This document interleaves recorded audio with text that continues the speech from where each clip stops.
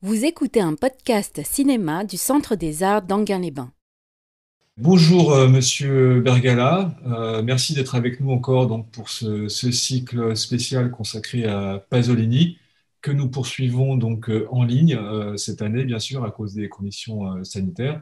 Donc c'est un nouveau ciné-club virtuel qui est cette fois-ci consacré à l'Évangile selon Saint Matthieu. Voilà, et donc qui suit celui qu'on a fait sur la ricotta le mois dernier et qui donc est encore consacré à un sujet religieux, évidemment. Merci de continuer à nous accompagner sur ce cycle, encore une fois. Je redonne un petit peu l'idée du fonctionnement aux internautes, qui sont plus des spectateurs, mais des internautes.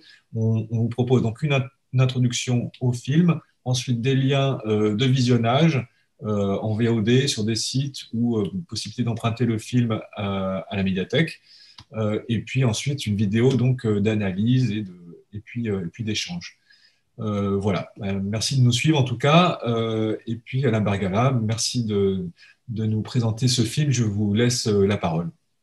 Oui, bonjour à ceux qui après vont nous écouter et nous regarder. Bon, l'Évangile, c'est un film très décisif dans le chemin de cinéma de Pasolini, pour des tas de raisons. En tout cas, c'est un film, pour moi, hein, personnellement, c'est quand même le plus beau film sur le Christ qui existe. Et c'est le Christ le plus parfait qui existe. Donc, c'est un film qui est important pour lui et pour, disons, les films qui traitent de l'Évangile ou d'un morceau de l'Évangile. Alors, il en est où, Pasolini, quand il fait ce film? Il a fait Acatone en 61, ensuite il a fait Mamma Rome en 62 et La Ricotta en 63. C'est-à-dire qu'il a fait un film par an, même si La Ricotta n'est qu'un moyen métrage. Et pour lui, c'est une continuité, tout ça. C'est-à-dire, en gros, il dit le style que j'ai trouvé dans Acatone se prolonge dans Mamma Rome et d'une certaine façon dans La Ricotta. C'est-à-dire, voilà, pour le moment, c'est une ligne droite, son travail de cinéaste. Et à un certain moment, donc, il rêve d'un truc qui s'appelle le Père Sauvage, il ne peut pas le faire, enfin, donc ça traîne un peu. Et il a l'idée de faire l'Évangile, selon saint Matthieu, mais d'habitude, il suffit qu'il écrive le scénario et c'est bon, il tourne. Là, ça va être plus long. D'abord parce qu'il veut être très sérieux avec l'Évangile, c'est-à-dire qu'il dialogue avec des religieux spécialistes de la Bible. Et par exemple, il se fait faire des fiches sur chacun des apôtres, à quoi ils ressemblent, quelles sont les caractéristiques. C'est-à-dire qu'il veut être irréprochable euh, sur le plan, disons, de la Bible. Il veut respecter absolument la Bible. Donc ça, c'est déjà du travail pour lui. Et comme ça traîne la possibilité de tourner l'Évangile, il fait un film qui est très, très impressionnant, qui s'appelle Comizi d'amore, c'est-à-dire ça s'appelle Enquête sur la sexualité en français. Et c'est un film très étrange. C'est-à-dire que Pasolini, qui était quand même un homme qui, jusque-là, avait une équipe tout à fait professionnelle autour de lui pour faire ses films, il décide de partir et de faire un tour de l'Italie et de questionner plein de gens sur leur sexualité. À l'époque, personne n'avait fait ça. Alors, il s'inspire pour ça, évidemment, du cinéma vérité, notamment de Jean Rouch, etc. Donc, il veut faire pareil et donc il se filme, c'est un film très étrange, il se filme, lui, avec le magnétophone, le micro à la main, et c'est lui qui parle directement aux gens qu'il interroge, et il traverse un peu toutes les couches sociales et les milieux, et il y a des choses absolument magnifiques dans ce film, notamment dans le milieu paysan. Il va dans un champ et il pose aux paysans des questions sur sa sexualité. Donc, il ne reste pas dans le milieu petit bourgeois, comme ça, où la question, elle peut se poser, disons, de façon plus naturelle. Bref, il fait ce film et il est assez content de le faire. Il a des problèmes après de montage, comment faire tout ça. Il fait intervenir son ami Moravia et le film est fait. Donc, c'est une espèce d'un film intermédiaire, d'attente, disons, hors ligne habituelle de son cinéma, mais réellement décisif. Et donc arrive le moment de s'attaquer à l'Évangile, et là, il va avoir à nouveau pas mal de problèmes à résoudre. C'est-à-dire, où est-ce que je le tourne? J'en reparlerai après. Qui va jouer le Christ? Question évidemment pour lui absolument essentielle. Et aussi, comment je scénarise un des textes pour lui les plus importants du monde, qui est l'Évangile. Voilà, donc on reparle de ça après le film. Bon, je vais reprendre un peu les questions que j'avais annoncées, c'est-à-dire les questions que Pasolini doit résoudre. Et on va voir que ce n'est pas prédécidé. C'est-à-dire qu'il tâtonne, il cherche, il a du mal, voilà, pour arriver à être vraiment prêt à faire le film qu'il veut faire. Alors,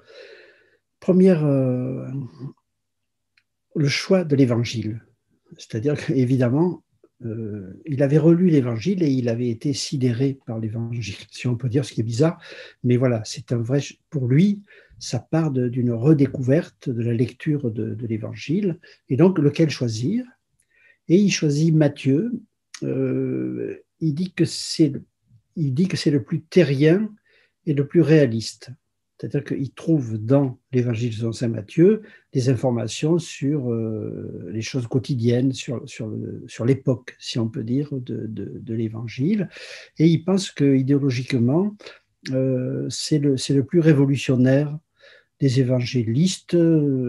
C'est moins sûr, moi, je pense, mais en tout cas, voilà. Donc, en gros, les raisons qu'il se donne pour choisir Matthieu, c'est ça. Et il part d'un principe extrêmement rigoureux. Il dit, je n'écrirai pas un mot. C'est-à-dire que tout ce qui sera dans le film vient de l'Évangile. Donc, je ne m'autorise rien. Par contre, évidemment, il est obligé d'enlever. Sinon, ça durerait 6 heures s'il voulait faire ça. Mais il prétend que tous les mots qu'on entend dans le film sont réellement présents dans l'Évangile, et c'est sans doute vrai. C'est-à-dire, il est dans respect absolu du texte. Et donc ça, c'est un choix initial. Je vais partir de cet évangile et pas d'un autre. Ensuite, alors se pose la question, c'est compliqué, du décor du film. C'est-à-dire, sa première idée, qui paraît simple, c'est d'aller tourner dans les vrais lieux. C'est-à-dire d'aller en Palestine, Et donc, il décide de faire un voyage de repérage. Il part avec un prêtre, enfin un spécialiste de la Bible, et un caméraman. Enfin, ils tiennent dans une voiture, donc ils sont très peu, et ils partent faire un tour dans les lieux de la Bible, et ils filment. C'est-à-dire que du coup, on a un film qui s'appelle Repérage en Palestine, qui raconte ce voyage totalement décevant pour lui. C'est-à-dire qu'il se rend compte au fur et à mesure qu'il voit les vrais lieux qu'il ne peut pas faire le film là. D'abord parce qu'il dit que c'est industrialisé, c'est-à-dire on peut pas retrouver des lieux réellement comme ils étaient, on peut supposer, disons, à l'époque. Et il dit c'est trop petit, ce qui est assez bizarre. Il dit c'est trop petit pour filmer, c'est-à-dire il est déçu par la taille de tout ça. Bref, dès la fin du voyage, il sait qu'il ne tournera pas là, que ce n'est pas possible. Et là arrive une idée très, très importante. Autant il respecte le texte, autant sur les lieux, il dit je vais chercher par analogie. C'est-à-dire je vais chercher des lieux, des espaces qui pour moi peuvent représenter, disons, les lieux sacrés, mais je ne vais pas les... voilà, c'est moi qui vais décider tout seul. Alors pour ça, c'est une très belle histoire. Contrairement à ce qu'il a fait en Palestine, il part à peu près seul dans une voiture. Et il descend dans l'Italie du Sud, qu'il connaît très très bien. Et en une semaine, il trouve tous les lieux. Là, il y aura ça, c'est-à-dire il fait ça avec enthousiasme. C'est-à-dire qu'il a l'impression qu'il a de la chance et qu'il tombe vraiment sur les bons lieux pour son propre film. Donc, et là, il n'a plus de doute, il y va. Et notamment, il y a Matera qui va être la ville qui représentera Jérusalem. Et du coup, l'idée de l'analogie, elle va continuer à le travailler. L'analogie va devenir un principe, disons, si on peut dire, d'adaptation de ce texte. Alors, il tourne dans les Pouilles et en Lucanie, c'est-à-dire des régions qui le touchent, Pasolini, puisque c'est des régions pas encore trop industrialisées. Il a l'impression que la nature est encore telle qu'elle était, que les espaces sont grands et ouverts. Voilà. Et c'est très beau, hein. Vous allez voir ce qu'il fait avec les lieux, c'est magnifique. Et notamment, il y a déjà ce lieu désertique, parce que Pasolini, c'est un truc très important pour lui, qu'on va retrouver à la fin de Théorème, qu'on va retrouver dans beaucoup de ses films, c'est-à-dire un homme marche dans le désert. Évidemment, l'évangile s'y prêtait pas mal. Alors, la question des lieux est réglée. Finalement, après d'avoir renoncé au lieu réel, elle se règle très vite et dans l'enthousiasme. Il n'a pas de doute, il sait où il va tourner. Alors ensuite, la deuxième question la plus difficile pour lui, c'est trouver le Christ. Qui va jouer le Christ? Alors là, il y a toute une tradition dans le cinéma de Christ blanc aux yeux bleus, notamment dans le cinéma américain, c'est-à-dire, ou alors de Christ qui sont un peu décalqués, disons, des icônes religieuses, etc. Et lui, il a beaucoup de mal avec ça. C'est-à-dire qu'il cherche un Christ qui est celui dont il a besoin, disons, d'une figure de Christ qui est tout le contraire de ce dont je viens de parler, et y compris évidemment de toutes les représentations traditionnelles, etc., du Christ. Et donc, il ne trouve pas. Il rencontre énormément de gens, il ne trouve pas, et il a une idée. Il cherche, en gros, il dit, je cherche quelqu'un qui soit le contraire d'un homme moderne, italien, le contraire du qualunquisme, c'est-à-dire la petite bourgeoisie, comme ça, italienne, contemporaine. C'est-à-dire, il dit, je cherche un homme il n'y aurait rien chez lui de conformiste, d'ironique ou de compromis. Il cherche donc quelqu'un de rare à trouver en Italie, disons, à ce moment-là, et il écrit, alors il a une idée, il se dit, je ne peux pas prendre, comme j'ai fait dans Catone et tout ça, quelqu'un dans la rue, parce que le Christ, j'ai besoin de quelqu'un dont on voit immédiatement qu'il a une spiritualité, qu'il a une vie intérieure, c'est-à-dire, il se dit, la solution, c'est de trouver un poète, quelqu'un qui serait donc habité par quelque chose et qui aurait un physique qui me conviendrait. Et donc, il y avait un poète à l'époque qui s'appelait Evtushenko, un poète russe. Il lui écrit longuement, il lui dit, voilà, c'est toi qui dois être le Christ, etc. Ça ne marche pas. C'est-à-dire, alors il va essayer de trouver d'autres poètes comme ça, aux États-Unis, etc. Et puis personne ne veut faire le Christ. C'est une époque quand même où l'idée de la religion n'est pas tellement à la mode dans les milieux comme ça, intellectuels et tout. Donc, il ne trouve pas. Et il est un peu déprimé par ça. C'est-à-dire, et là, c'est le hasard absolu qu'il va rencontrer donc, son Christ. Un jour viennent chez lui un groupe de Catalans. C'était un groupe de militants catalans qui venaient demander de l'aide à des intellectuels ou à des politiques italiens pour faire un travail militant contre Franco. Donc, c'est assez bizarre que ce type... donc, on lui dit, voilà, Pasolini peut-être peut aider à ça politiquement. Et donc, il va chez Pasolini, et Pasolini est absolument coup de foudre, quoi. C'est lui le Christ. Et donc, il lui dit presque tout de suite, voilà, je veux que vous jouiez le Christ dans mon film. L'autre, militant politique, anti-franquiste, etc., pour lui, jouer le Christ, c'est faire le jeu de la religion. D'ailleurs, le contraire de ce que lui est venu chercher en Italie. Mais finalement, il va accepter parce qu'il dit, voilà, Pasolini,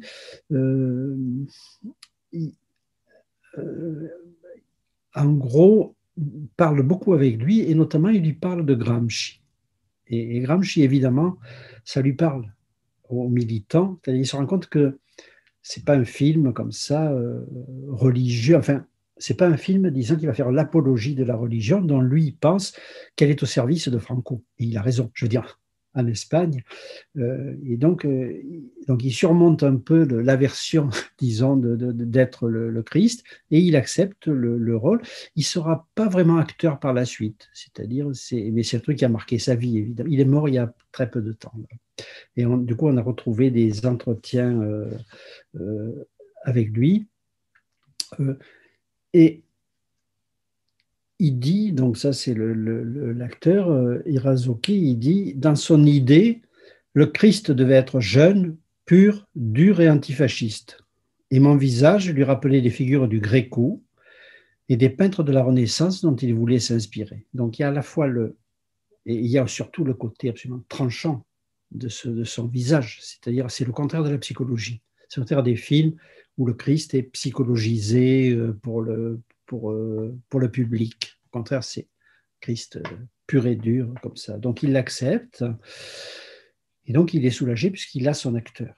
Alors il aura un gros regret après, c'est-à-dire que les films italiens étaient tous doublés, c'est-à-dire que les acteurs ne parlaient jamais, le son des prises n'était pas enregistré en direct, c'est une grande tradition italienne. Et là, donc, lui, il devait avoir un accent espagnol, donc c'était difficile. Et du coup, Pasolini fait ce qu'il fait d'habitude, c'est-à-dire il trouve quelqu'un qui va faire ce qui est la chose la plus importante du film, c'est la parole du Christ. C'est-à-dire, c'est absolument essentiel et fondamental. Et ils utilisent, enfin avec son producteur, un acteur qui est parfait dans un studio pour faire du son comme ça en studio. Et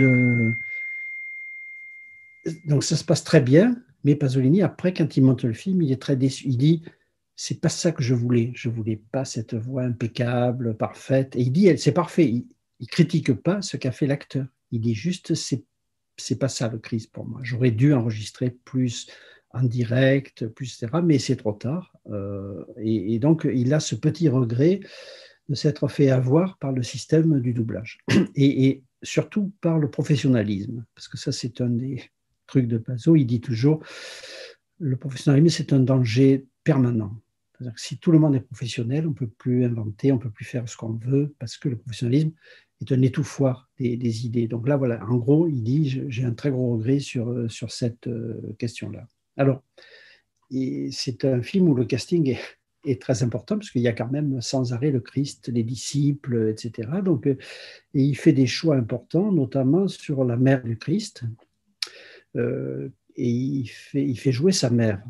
Et il fait jouer sa mère. Bon, la scène est magnifique. Au moment où le Christ meurt en croix, sa mère, elle est au pied de la croix, elle est très comme ça, doloriste et tout. Et c'est vraiment le visage de sa mère. Et il y a un échange de regards, disons, entre le Christ et sa mère à lui, parce que pour lui, c'est un sujet permanent dans son œuvre, hein, le rapport à sa mère.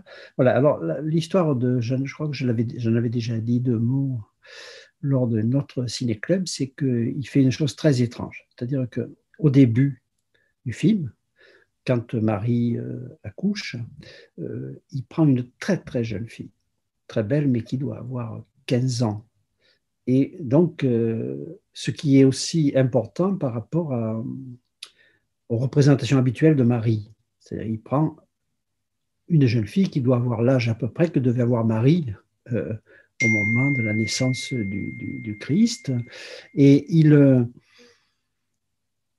donc, normalement, entre la naissance du Christ et la mort du Christ, il doit avoir 33 ans.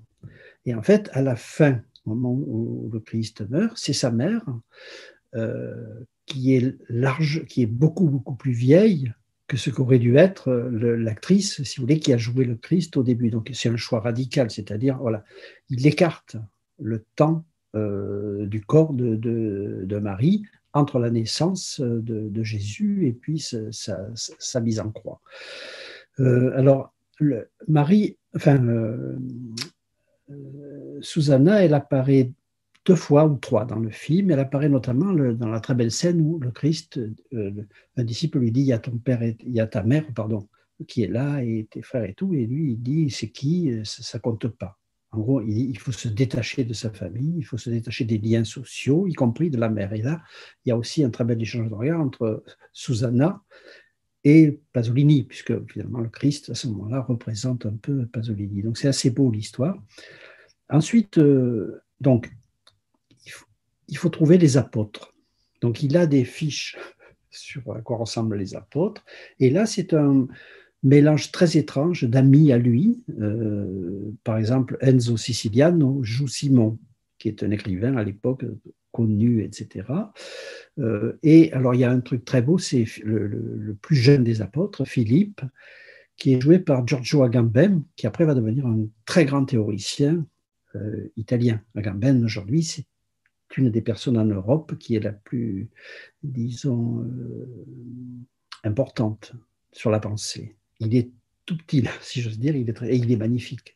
Donc, il repère là un type qui, à l'époque, n'est pas du tout encore très connu, etc. Il voit que sur le visage de ce garçon, il y a quelque chose d'important. Alors, il y a aussi une scène, c'est très important à ce moment-là de la vie de Pasolini, avec Ninetto d'Avoli. Il l'a rencontré juste avant,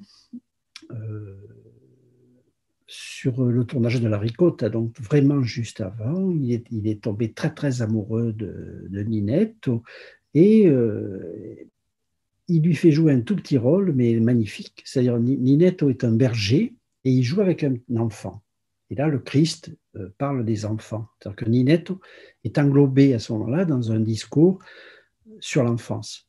Ninetto est donc sur l'innocence. C'est-à-dire Ninetto est innocent. Il le filme exactement toute sa vie. Il filmera Ninetto comme un innocent. Donc là, c'est l'arrivée de Ninetto dans le cinéma comme l'innocent aux cheveux bouclés, etc. Donc Ninetto, bon, je pense que j'en ai déjà parlé, ça sera l'histoire d'amour la plus importante de Pasolini de ce moment-là jusqu'à sa mort. Puisque le jour de sa mort, il a vu Ninetto, c'est-à-dire, même si donc il y a eu un drame pour Pasolini, c'est que Ninetto, à un moment, a voulu se marier, avoir des enfants. Et là, Pasolini, dépression, vraiment dépression, pas simulée, quoi. C'est-à-dire, il se sent trahi, il se sent perdu. C'est-à-dire, c'est vraiment une histoire d'amour, l'histoire de Ninetto. Bon, aujourd'hui, à l'époque où on vit, ça serait très scandaleux, parce que quand il le rencontre, il a 14 ans. Donc, ça ne se fait pas. Mais ça ne se fait pas, je veux dire, en fait, moi, je connais bien Ninetto, c'est-à-dire, pour lui, c'est la plus belle chose qui ait pu lui arriver dans sa vie. Il n'a jamais été, comment dire, il ne s'est jamais senti exploité ni rien. Pasolini l'a respecté toute sa vie comme son grand amour. Donc voilà, ça relativise un peu les choses. Alors, j'en viens, donc là, disons, il a à peu près son casting. Donc j'en viens à la question essentielle pour Pasolini. Comment est-ce que moi, qui suis marxiste et non-croyant, je peux faire un film sur l'Évangile et sur le Christ? Alors, là-dessus, il y a des pages et des pages. Il s'est beaucoup expliqué sur cette histoire-là. Et il dit, de toute façon, moi, je suis marxiste, mais je crois à la sacralité des choses. Je crois à la sacralité des gens, je crois à la sacralité du monde. Donc, c'est pas parce que je suis marxiste que le sacré m'est étranger, au contraire. Il dit, c'est ma question principale, c'est celle de la sacralité. Et mon cinéma est fait pour sacraliser les choses. En gros, si je prends un visage de n'importe quel voyou romain, j'en fais une figure sacrée par la façon dont je la filme. Ça veut dire qu'il était quand même prêt à accueillir, disons, la figure du Christ dans ses films.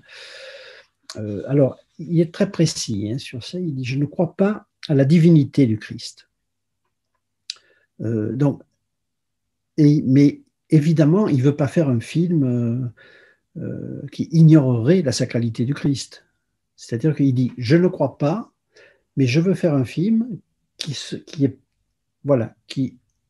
est possible à voir pour un croyant comme un non-croyant.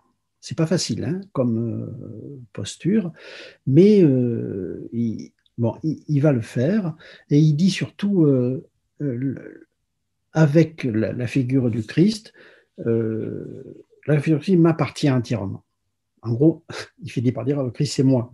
C'est-à-dire la terrible ambiguïté qui est dans la figure du Christ, qui est la sienne. Hein, c'est-à-dire, donc voilà, il revendique, disons, la possibilité pour lui, d'une certaine façon, de s'identifier à la figure cinématographique du Christ. Donc voilà, alors il va évidemment, il va y avoir des problèmes plus compliqués. C'est-à-dire, tant que le Christ est quelqu'un qui arpente la région avec ses disciples, il n'y a pas de souci. Je veux dire, Pasolini n'est pas obligé de décider si cet homme qu'il est en train de filmer est de nature divine ou pas, puisque c'est le corps, etc. Il va y avoir quand même des moments plus difficiles, c'est les miracles. Parce que les miracles, soit on y croit, soit on n'y croit pas. Et Pasolini n'y croit pas. Mais par rapport à, disons, à l'idée je veux faire un film où tout le monde, croyant ou pas, puisse rentrer, il va devoir filmer les miracles et il les filme, il est un peu gêné pour filmer les miracles. Alors il y a des miracles qui sont faciles à filmer, c'est-à-dire la multiplication des pains et des poissons. Il fait un plan, il y a 4 poissons, une coupe, le plan d'après, il y a des poissons partout. C'est-à-dire le miracle a eu lieu, mais on ne l'a pas vu. C'est-à-dire, on n'a pas vu le Christ en train de, comme ça serait dans un film américain, en train de faire arriver les poissons. Voilà, donc il se débrouille comme il peut avec les miracles. Il évite les miracles trop spectaculaires. Il les zappe dans l'Évangile. Et il a un vrai problème, évidemment, lorsque le Christ marche sur l'eau. Parce que là, je veux dire, si on n'y croit pas, on ne peut pas faire marcher normalement l'acteur sur l'eau. Donc là, il faut truquer, enfin, il faut trouver une solution. Et il trouve une solution bancale, c'est-à-dire il fait faire une espèce de truc en bois comme ça, de radeau, et il fait marcher le Christ sur le radeau, mais on voit bien que ça ne marche pas. Enfin, on voit bien que l'acteur a du mal, que même si on regarde bien, on voit un peu le radeau, c'est-à-dire là, il filme sa propre gêne à filmer un miracle auquel il ne croit pas. Mais il a la bonne volonté, il dit je le fais quand même, je filme quand même ce miracle parce qu'après tout, voilà, ça fait partie de mon sujet et de ce que je dois raconter. Alors, et il dit, ça c'est très important, il dit j'ai fait un film où s'expose à travers un personnage toute ma nostalgie du mythique, de l'épique et du sacré. C'est-à-dire rien de l'imagerie des chrétiens. Pour lui, ce qu'il raconte, c'est la nostalgie du mythique, de l'épique, parce qu'il y a un côté épique avec la musique, etc., et du sacré, et il veut éviter à tout prix l'imagerie chrétienne, les chromos chrétiens, etc. Et effectivement, il n'y en a pas dans le film. Voilà. Alors, il a une idée, il dit finalement, entre moi, qui fais la vie du Christ, et le Christ, il y a 2000 ans d'interprétation, il y a 10 000 ans de lecture, il y a 10 000 ans de culture, et il dit, voilà, je vais utiliser tout ça. C'est-à-dire, je vais faire un amalgame des styles, des références culturelles et plastiques. Donc, il dit, je ne filme pas le Christ aujourd'hui comme s'il était là, je ne filme pas le Christ comme s'il était à l'époque, je filme tout ce qui s'est accumulé sur le Christ pendant les 2000 ans qui me séparent de lui. Bon, on en reparlera après parce qu'évidemment, ça va jouer pas mal. Alors, j'en viens au début du tournage parce que là, il y a quelque chose qui se passe qui est très violent pour Pasolini. Donc, au début, il se dit, je fais mes figures sacrées, donc je vais faire comme je faisais dans la Catone. Dans la Catone, je prenais un petit voyou et j'en faisais un Christ. Donc il dit, je vais faire pareil, puisque c'est le Christ.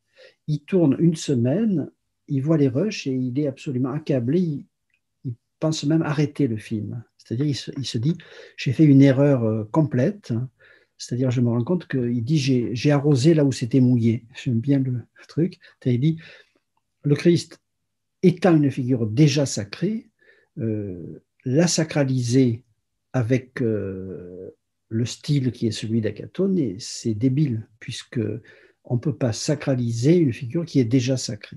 Et donc il dit, je me suis planté pendant une semaine, tout ce que j'ai fait est jeté à la poubelle. Et donc il a une nuit, il y a une lettre très belle où il parle de sa nuit d'horreur. C'est-à-dire, il dit, voilà, d'un seul coup, je comprends que j'ai tout faux et que ce que je fais, c'est le contraire de ce qu'il faudrait faire. Donc il hésite à arrêter. Évidemment, arrêter un film, c'est difficile parce que ça coûte cher et que voilà. Et puis dans le fond, peut-être il n'a pas vraiment envie d'arrêter. Et donc il dit, je change tout. C'est-à-dire, je renonce totalement au style qui est celui d'Akatone et de Mamarome, etc. Et il dit, voilà, je lâche tout. Et notamment, il demande à son chef-op, Tony Nicole, par exemple, il dit, bon, on va prendre un zoom très puissant. C'est-à-dire certaines scènes, je les filmerai au zoom de très loin. Par exemple, quand il y a le massacre des innocents, il fait agiter les soldats qui tuent les enfants, et avec le zoom, il cherche des morceaux presque au hasard, c'est-à-dire c'est très brouillon, etc. Donc il fait ça. Il va aussi très très loin dans les grandes focales, et bon, c'est très beau, et dans le film, si vous faites attention, comment le visage du Christ est filmé. Parfois, il est filmé de loin, avec une focale longue, et parfois il est filmé, il est déformé, c'est-à-dire on voit son crâne, c'est-à-dire que voilà. En gros, l'idée c'est, je vais déstabiliser la représentation en utilisant des techniques variées, multiples, etc. Il va même faire parfois des scènes en reportage, notamment les 2 jugements du Christ. Au lieu de les filmer, il les met en scène.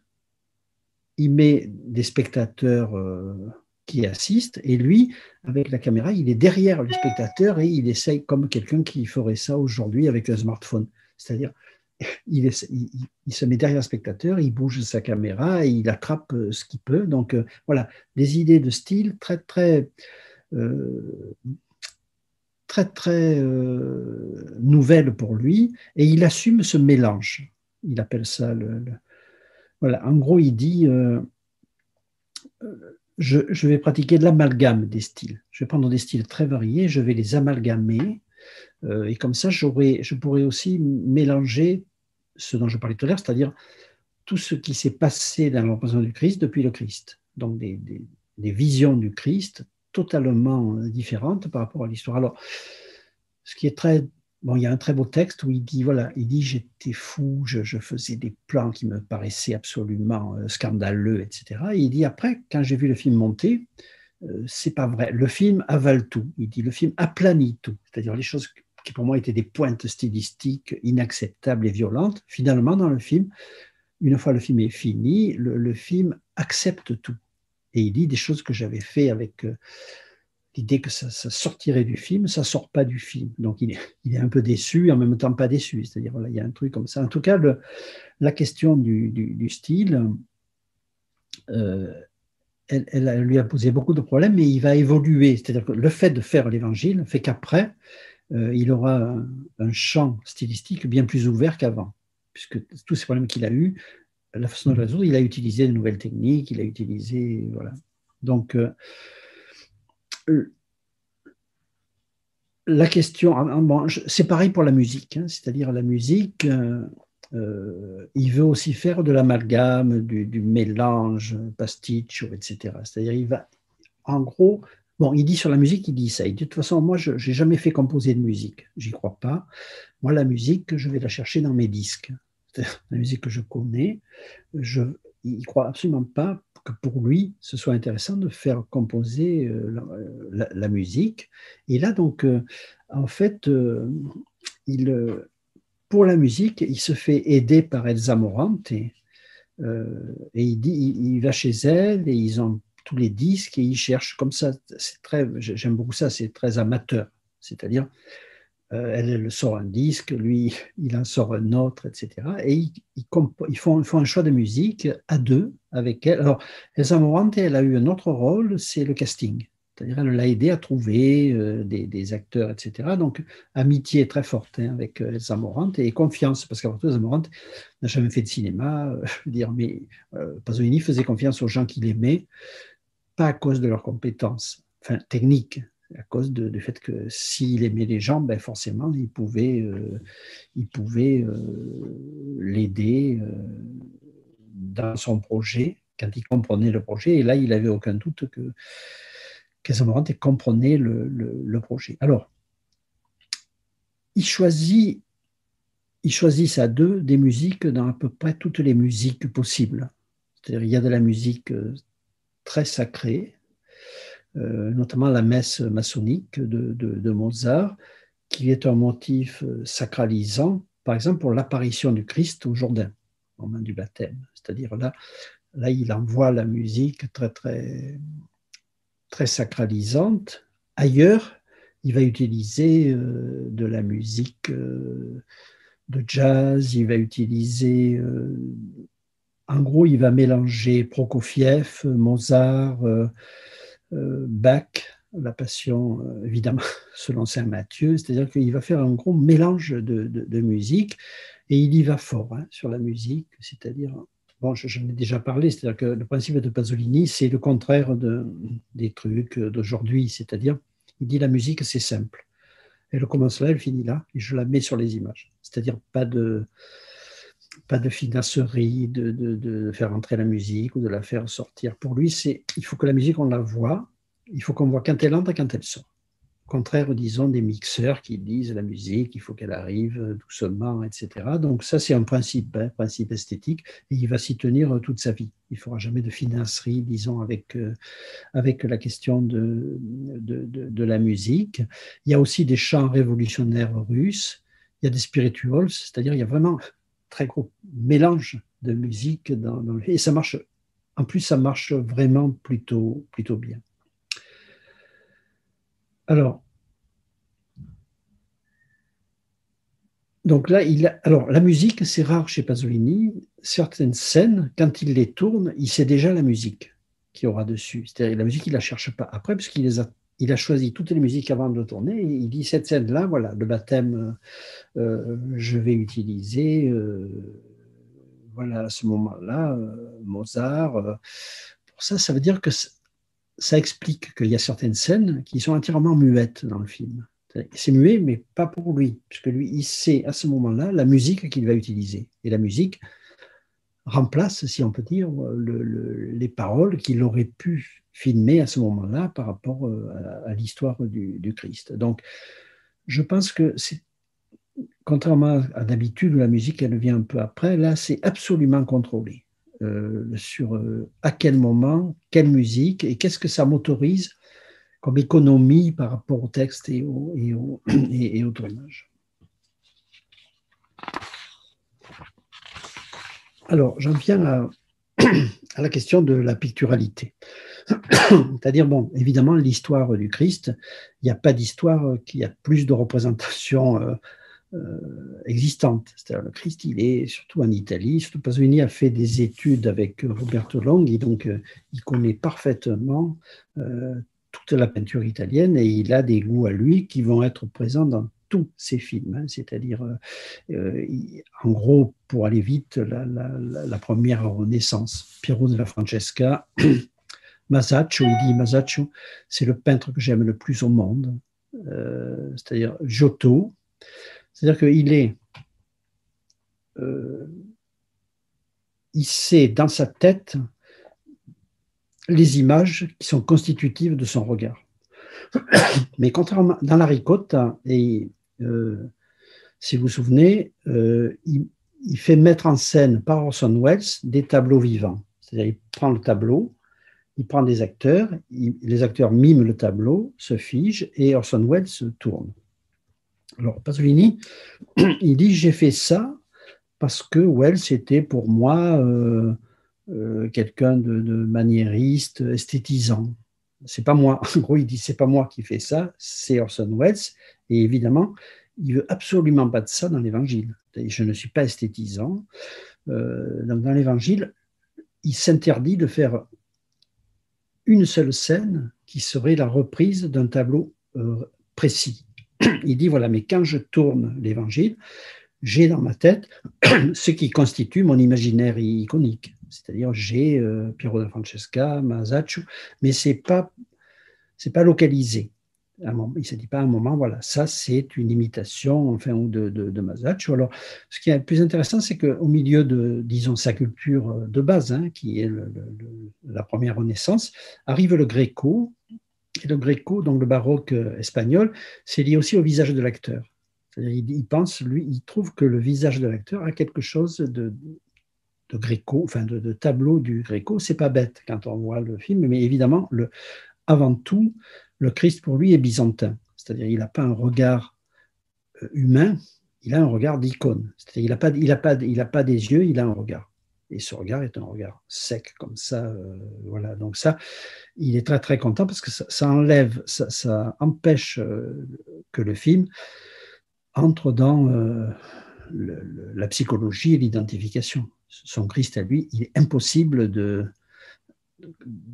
comment dire, on ne peut pas rentrer dans son regard, puisque c'est son regard qui nous regarde. C'est ça qui est évidemment byzantin disons, dans la façon dont il le filme. Et donc, le but, c'est de jamais céder à l'imagerie sulpicienne ou chrétienne. C'est-à-dire, il dit, voilà, je pars avant, je pars à côté, etc. Mais voilà, donc évidemment, là, on se rend compte qu'avec un autre acteur, ça aurait été très difficile, avec un acteur moins déjà comme ça, byzantin, par sa forme de son visage, sa façon de regarder, etc. Donc là, tout converge. C'est-à-dire, il fait exactement le film qu'il voulait faire avec l'acteur parfait pour lui, par rapport à ses représentations, y compris iconiques. Alors, donc voilà, le film, en Italie, le fait que Pasolini tourne l'Évangile, c'est évidemment, ça interroge beaucoup. Les critiques, les gens se disent, mais comment ce marxiste nous fait un film sur l'Évangile? Est-ce qu'il a changé de bord? Est-ce qu'il est devenu catho, etc. Donc c'est un vrai débat, hein. C'est pas juste comme ça, c'est-à-dire les gens s'interrogent vraiment comment cet homme qui est sous le sceau du scandale dans tout ce qu'il fait, est-ce qu'il va faire un film scandaleux avec l'Évangile? Et finalement, quand le film va être visible, les débats vont continuer, mais tout le monde va quand même reconnaître qu'il n'a pas fait ça pour dénoncer la religion, etc. Au contraire, ce qu'on lui reproche, c'est peut-être trop catho que d'être attaqué à l'image, disons, du Christ. Donc les problèmes sont inversés. Quand le film sort, du coup, il sera mal reçu par les catholiques et par les marxistes. Parce que les marxistes vont dire, qu'est-ce que c'est? Il est devenu curé. Et les catholiques vont dire, ce Christ quand même, méchant, etc. Donc, du coup, il fait plaisir à personne. Et donc arrive le Festival de Venise. Quand Pasolini arrive, monte les marches pour aller dans le palais, il se reçoit des œufs pourris sur la tête, etc. C'est-à-dire, le scandale précède la projection du film. Bon, ça arrive, c'est des choses, parce que son image à lui est tellement forte que finalement, les gens jettent des œufs par rapport à ce qu'ils pensent qu'il a fait, et pas par rapport à ce qu'il a fait, puisque personne n'a vu le film à ce moment-là. Donc, la séance est un peu houleuse, parce qu'il y a plein de gens, la majorité des gens, qu'ils soient de gauche ou de droite, aiment le film, enfin, sont très attrapés par le film, mais dans la salle, il y a un petit groupe de fascistes qui chahutent, et il y a même de la bagarre. C'est-à-dire, la séance est plus que houleuse, il y a de la vraie bagarre. Bref, et alors, grosse déception pour Pasolini, c'est qu'il est en compétition avec le Désert Rouge, Antonioni, et c'est le Désert Rouge qui a le Lion d'Or. Et lui, il a un prix spécial, etc. Mais, et du coup, en gros, il encaisse assez mal le coup, parce qu'il pensait que c'était pour lui le Lion d'Or. Donc, en même temps, il n'a aucune animosité par rapport à Antonioni. Hein. Il aime, je veux dire, il aime beaucoup le cinéma Antonioni. Il va écrire des choses très très belles sur Désert Rouge. Mais disons, du point de vue comme ça, un peu d'un cinéaste qui attend la consécration, il ne l'a pas eu. Et par contre, lors de ce festival, il a le prix de l'Office catholique international du cinéma, qui s'appelle OCIC. Ce qui va compliquer encore plus le rapport avec, disons, les communistes d'un côté et les catholiques de l'autre. Les catholiques, évidemment, se disent s'il a le prix d'office catholique, c'est que c'est bien. Les communistes en veulent encore plus à Pasolini d'avoir été récompensé par les catholiques. Bon, c'est une histoire qui va reprendre après avec Théorème, à peu près dans les mêmes termes, comme ça. Alors, la sortie du film, la critique, enfin, quand le film. D'abord, j'ai oublié une chose. Pendant le festival, le secrétaire du pape appelle le festival pour dire on veut une projection privée.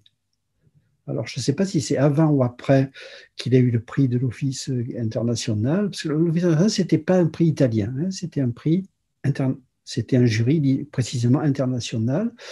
Et donc, sans doute, le pape a vu le film en projection privée comme un pape plus postérieur a vu Je vous salue Marie au Vatican, puisque devant le scandale de Je vous salue Marie, Godard a su que le Vatican avait demandé une copie du film pour une projection privée pour le pape de Je vous salue Marie. Mais là, dans les deux cas, on ne sait pas ce qu'a pensé le pape de cette histoire. Alors, en France, c'est très bizarre, mais le film est très mal reçu par les critiques, y compris les critiques qui, à l'époque, étaient les critiques, disons, qui comptaient, et notamment Michel Cournot, qui était à l'époque un critique qui comptait vraiment beaucoup, dit que ce film est nul, et il dit, bon, c'est horrible aujourd'hui, il dit je retrouve là les signes de l'art pédé. C'est-à-dire, il dit, voilà, ce film, en fait, est un film, un hommage à l'homosexualité. Voilà, donc, une espèce de réaction, surtout de la part de Cournot, enfin, très, très étrange. Cournot était quand même quelqu'un de fin, d'intelligent. Voilà. En tout cas, le film est un peu rejeté en France par la sortie. Alors, le film, bon, l'histoire est assez belle, le film va être projeté à la Mutualité et le débat aura lieu à Notre-Dame. Ils ont traversé la Seine et ils sont allés à Notre-Dame où il y a eu un débat sur l'Évangile avec la musique de la messe. Donc c'est assez hallucinant comme mélange culturel, etc. Voilà, donc la sortie, disons, a été assez compliquée, un peu controversée, et en même temps, évidemment, ce film, aujourd'hui, c'est un des films qui reste le plus de Pasolini. C'est un film, je veux dire, même les gens qui ont vu 3 films de Pasolini, ils ont vu l'Évangile, c'est-à-dire à cause du sujet, à cause de l'esthétique, etc. Voilà. Et c'est un film impeccable. C'est-à-dire aujourd'hui, quand on revoit l'Évangile, c'est un film impeccable. C'est un film qui pourrait être fait aujourd'hui, c'est-à-dire il n'y a rien qui a vieilli, il n'y a rien qui est faux, c'est-à-dire il a trouvé vraiment, de son point de vue à lui, la façon la plus belle enfin, de filmer l'Évangile. Bon, mais si vous avez des... Oui. Oui, justement, par rapport à ça, j'avais trouvé ça amusant dans un article, quelqu'un qui faisait remarquer que la sortie du DVD chez Carlotta, donc il y avait sur la jaquette, en fait, c'était une des rares fois où on pouvait trouver alignés côte à côte les stickers de Tétu, La Croix, Libération, les cahiers du cinéma. Enfin voilà, enfin en gros des gens qui a priori on verrait pas forcément rassemblés Sur ça, ouais, oui. sur un même film. Et par rapport à ce que vous disiez sur les réactions critiques dans les années 60, on a l'impression qu'aujourd'hui, oui, ça met d'accord tout le monde, effectivement, Ah ben oui. et y compris du coup des tendances comment dire, culturelles en fait, qui vont défendre l'homosexualité. Justement, c'était une des questions aussi que j'aurais aimé reprendre aussi avec vous. C'était comment dire, comment est-ce que Pasolini, lui, le ressentait, ça, le fait que quand même, on s'imagine bien, ça devait être compliqué pour lui à l'époque, puisque l'homosexualité était quand même difficilement acceptée à l'époque, à la fois par la société dans son ensemble et particulièrement aussi par l'Église catholique, j'imagine. Et donc, par rapport à ça, je trouve intéressant l'anecdote que vous avez citée par rapport aux critiques français, qui a cette remarque, comment dire, homophobe quoi, sur le film. Mais comment Pasolini, lui, il le vivait, en fait, ce rapport en fait, entre son homosexualité Et puis, comment dire, voilà, comment il vivait ce rapport-là? Est-ce que j'imagine qu'il devait, comment dire, faire face à des gens qui le rejetaient, justement, par rapport à ça? Oui, bon, Pasolini, la question de l'homosexualité, d'abord, il ne s'est jamais caché de ça. Je veux dire, Pasolini a été, dès le départ, s'est présenté comme homosexuel, mais il refusait absolument d'en faire un étendard. C'est-à-dire, bon, je suis homosexuel, mais je ne vais pas me mettre à brandir un drapeau pour dire vive l'homosexualité. Il dit voilà, c'est moi. C'est comme ça. Donc, à la fois très serein sur son statut d'homosexuel. Évidemment, toute sa vie, dans les procès et tout ça, cette question va se retourner contre lui. C'est-à-dire, c'est à charge quand il y a un procès, le fait de. Voilà. Alors, sur l'évangile, euh,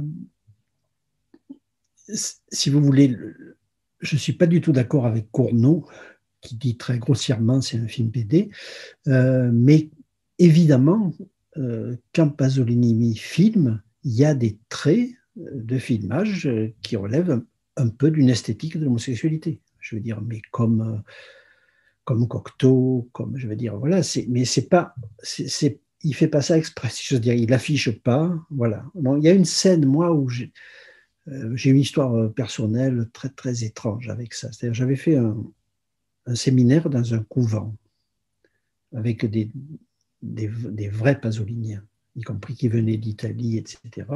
Et évidemment, on a revu l'Évangile et j'ai dit pendant le débat, je ne sais pas pourquoi, j'ai dit voilà, il y a quand même une scène où il y a quelque chose de plus personnel. C'est la scène où il choisit ses disciples. Parce que j'avais dit, je me rappelle, ce qui était un peu grossier, certains disciples, on a l'impression qu'ils draguent dans une boîte aux mots. Enfin, sur la façon dont il les regarde et tout ça. Quoi, voilà. Donc, je dis ça, et le lendemain matin, petit déjeuner, un prêtre important, enfin, par rapport à l'Italie, tout ça, vient me voir, il me dit, je veux me confesser à vous. Et je dis, moi, j'ai aucun droit de confesser quiconque. Il me dit, si, ça, et on part ensemble. Il y avait un petit cimetière à côté, et il me dit, j'ai été très troublé par ce que vous avez dit, parce que moi, j'ai décidé de devenir prêtre en voyant l'Évangile et en voyant cette scène. C'était génial. Enfin, j'avoue que j'étais assez KO sur cette. Donc, ça veut dire que cette histoire, c'était pas juste un truc enfin, que j'avais vu moi. Et du coup, j'étais très, très troublé qu'un prêtre, un vrai prêtre, vienne me dire ça. Que pour lui, ça avait été une scène absolument décisive, bon, ce moment-là. Donc, en gros, je pense qu'il n'y a pas un gramme de revendication de l'homosexualité dans ce film. Je veux dire, même si, et bon, je pense que parfois, il y a des choses qui lui échappent, mais pas qui lui échappent, qui font partie de son style.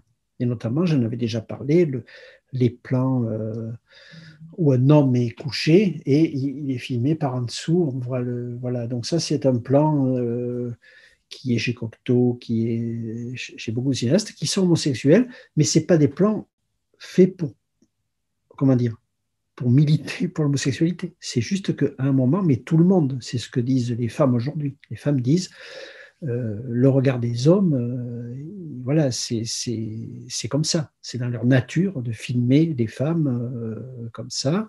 Et nous, on veut avoir un autre regard. Donc, Pasolini, il ne milite pas, il ne fait rien. C'est juste que son regard est comme ça, voilà, sur certains plans. Mais à aucun moment dans le film, on a l'impression qu'il le fait consciemment.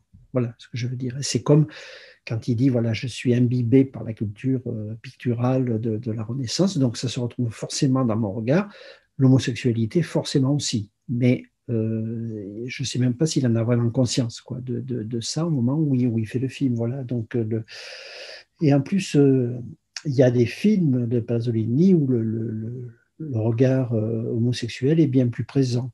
Là, il fait attention. Je veux dire, voilà, il est neutre, enfin, il est comme ça. Je vais vous poser aussi une question, revenir sur cette expression qu'il a eue en disant que si j'ai bien retenu, il était une sorte d'athée qui a une nostalgie de la foi, je crois. Il a dit quelque chose comme ça. Et je trouve ça assez intriguant.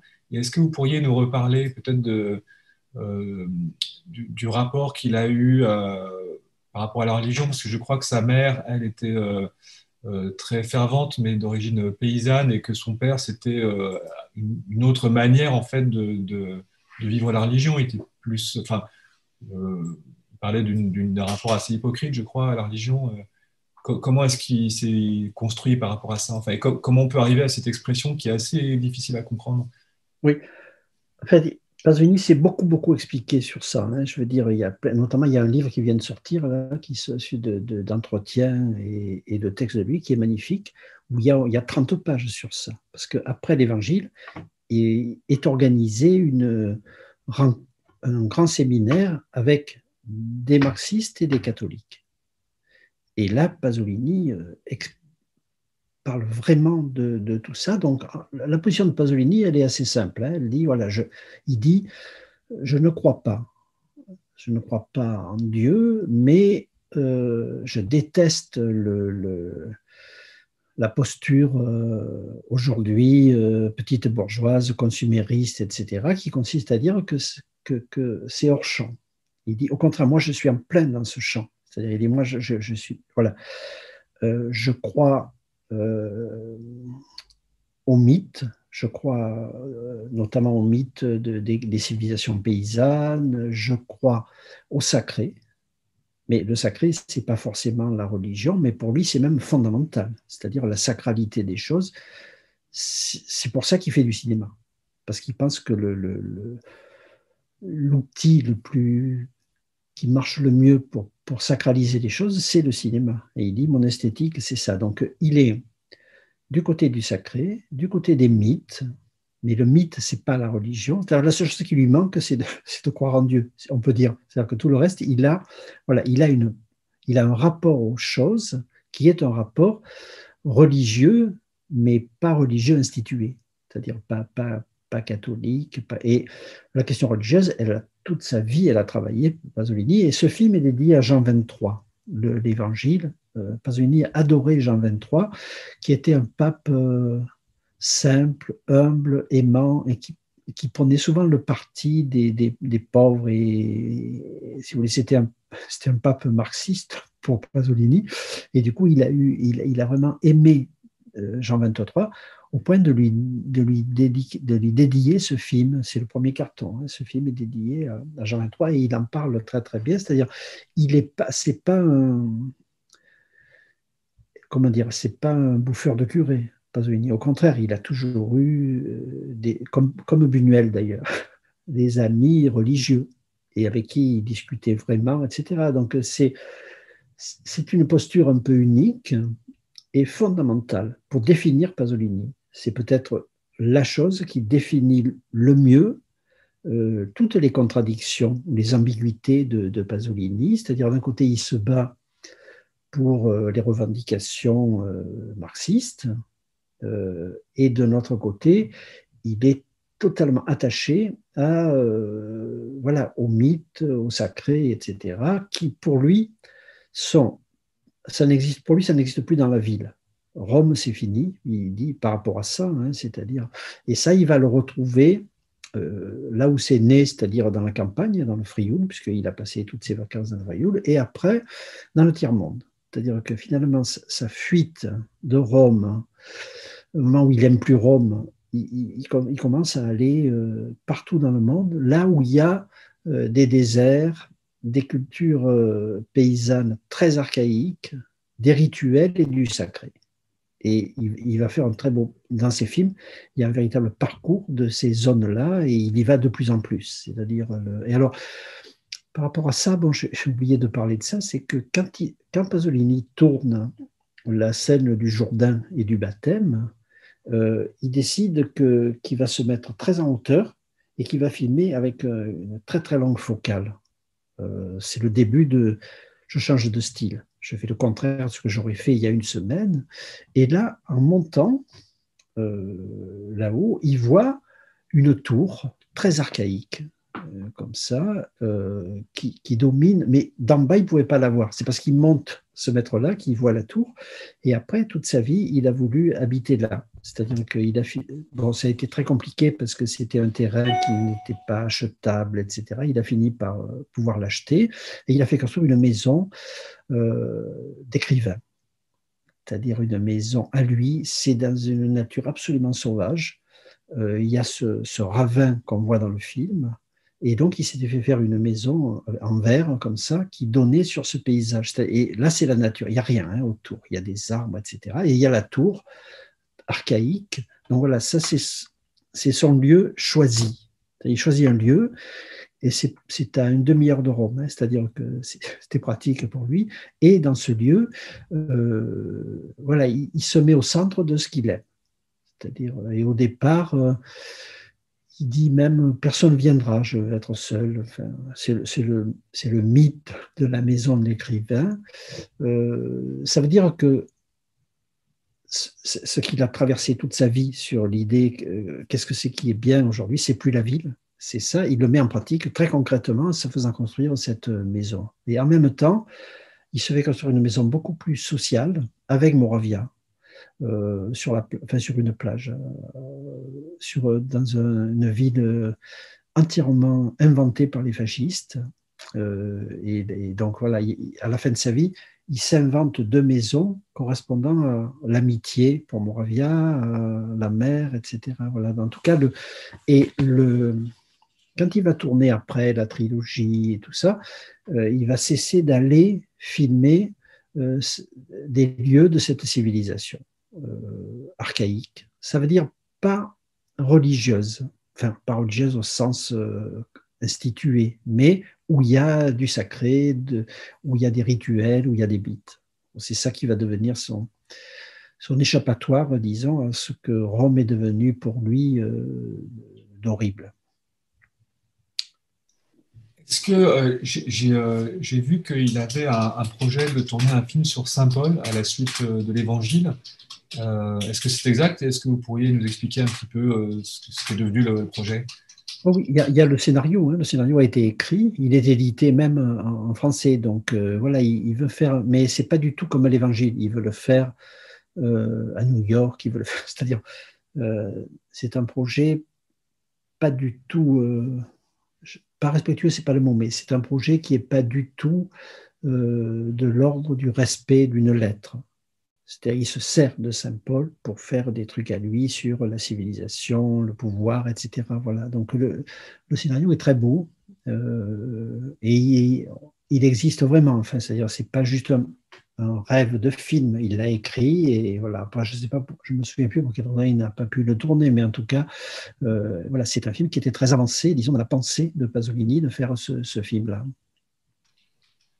Ça me fait penser d'une certaine manière à Théorème, où il y a une figure du Christ qui est quand même assez évidente en fait, et qui est plongée dans le monde contemporain finalement, avec ce personnage de Terence Stamp, oui, c'est ça, qui arrive dans une famille bourgeoise italienne. Oui, qui est un ange étrange. Bon, l'ange là de l'Évangile est absolument magnifique, parce que c'est le même qui revient chaque fois que l'ange. Et là, je ne sais pas où il a trouvé cette personne, enfin, mais c'est absolument magnifique. Et là, il y a une inspiration incroyable de la part de Pasolini. Parce que ce qui me touche beaucoup dans l'Évangile, c'est que tous les plans sont inspirés. Il y a des films qui sont moins inspirés, enfin, à mes yeux. C'est-à-dire, là, il y a un souffle incroyable. On voit que ce qu'il filme le touche directement. Et qu'il a toujours envie de filmer. Il n'y a pas de plan. On se dit, bon, il le fait parce qu'il faut le faire pour le scénario. Il y aura parfois ça dans d'autres films. Donc, pour moi, c'est un film plein, enfin, de Pasolini. Pasolini a eu beaucoup de problèmes à résoudre, mais une fois qu'il est dedans, il est parfaitement à l'aise, à sa place, inspiré et content. Ça se voit sans arrêt dans le film. Alors, Audrey voudrait vous poser une question, donc je lui passe la parole. Merci. Bonjour. Bonjour. Vous m'entendez bien? Oui, je vous entends. Oui. C'est un peu faible, mais je vous entends. Okay. En fait, moi, je voulais savoir, parce que vous avez dit que les catholiques et aussi les marxistes étaient contre le film avant de l'avoir vu. Et en fait, je voulais savoir quel était le public de Pasolini, en fait, qui allait voir ces films. Voilà. Alors, Pasolini, en gros, son public était attiré par le scandale que lui représentait. En Italie, c'était l'homme scandaleux. C'est idiot, alors qu'en fait, il n'y avait pas plus, d'une certaine façon, c'est absurde comme ça, parce que ce n'était pas ce qu'il cherchait, etc. Et du coup, quand Pasolini faisait un film, les réactions, elles étaient toujours oblitérées par les idées reçues sur lui. C'est-à-dire, tout le monde attendait que ce soit scandaleux ou attendait que ce soit pas ce qu'on attendait, etc. Et évidemment, sur l'Évangile, ça a été compliqué, puisque tout le monde pouvait craindre ce qu'il allait faire du film. Les catholiques pouvaient craindre que ce soit un truc anti-religieux, les marxistes pouvaient craindre que ce soit au contraire un truc confit de religion. Donc tout le monde a peur, tout le monde se méfie et tout le monde est prêt à attaquer avant même que ça existe. Ça a été toute la vie de Pasolini. Je veux dire, c'est pas. Et à la fin, ça a été pire que tout, puisque quand il fait Salaud, il y a des menaces de mort, c'est-à-dire que là, ils avaient raison, ceux qui avaient peur, parce que c'est un film qui fait peur, mais ça veut dire que c'était jamais sincère ni raisonnable. C'était jamais fondé sur la réalité des films, etc. C'était toujours des bagarres, et c'est pour ça qu'il a eu autant de procès. Quand on pense aujourd'hui qu'il y a eu des procès sur Larry Cote, sur Acatone et sur tous les films de Pasolini ont eu des procès, aujourd'hui, on ne comprend pas, c'est absurde. C'est-à-dire que c'était à l'époque, en gros, quand Pasolini est arrivé, il a concentré toutes les... Aujourd'hui, ce seraient les réseaux sociaux qui diraient toutes, qu'est-ce que c'est ce sale mec, qu'est-ce que c'est, etc. C'est-à-dire qu'il a catalysé toutes les haines, toutes les peurs et tout ça, et il a fait ça toute sa vie, hein. Il n'a pas lâché sur ça, c'est-à-dire, et il s'est toujours défendu. C'est-à-dire, c'était quelqu'un qui était très combatif, hein, Pasolini. Quand il était attaqué, il répondait. Il ne laissait pas passer des choses. Ça veut dire qu'il a été, ça l'a exténué, hein, répondre à toutes les attaques dont il était l'objet. Mais ces attaques étaient toujours a priori. Voilà, elles n'étaient pas rarement, presque jamais fondées sur les œuvres. Les œuvres étaient un prétexte à attaquer Pasolini, qui faisait peur à tout le monde, alors qu'il était le contraire de quelqu'un qui aurait dû faire peur, quoi. Voilà, donc ça veut dire que les réactions du public et de la critique étaient jamais sans filtre. Les filtres arrivaient avant le visionnement des films, en gros, pour aller vite. Ce qui est arrivé après à Godard, hein, à un certain moment, c'est-à-dire quand Godard a fait Je vous salue Marie, qui est aussi un film très pur. Il y a eu des horreurs de réactions de la part du public catholique, etc. Donc voilà, c'est une place qu'il a occupée toute sa vie, qui était très blessante pour lui. C'est-à-dire il était attaqué de tous les côtés. Et en même temps, il aimait ça parce qu'il pouvait se défendre. Je veux dire, comme il avait la faculté de répondre réellement sur le fond des questions, voilà, il n'avait pas peur, mais ça lui a bouffé beaucoup d'énergie, c'est évident, quoi, cette place qui a été la sienne. J'ai répondu? Oui, oui. Oui, Ça va. merci. Écoutez, merci. Peut-être on peut on arrête, s'arrêter là pour ce qui est de ce ciné-club sur l'Évangile selon saint Matthieu. Est-ce que vous souhaitez ajouter quelque chose, la Margala? Non, sur le fait que, bon, je l'ai dit un peu, c'est-à-dire que les films, on les voit, on les revoit, après on les oublie un peu, et quand on les revoit, on les réévalue. Enfin, je veux dire, parce que parfois soi-même, on n'est plus dans le même rapport au film et à ce qu'il raconte. Et là, je l'ai revu avant-hier pour préparer ça, et c'est le contraire. C'est-à-dire, je me suis rendu compte à quel point c'était un grand film.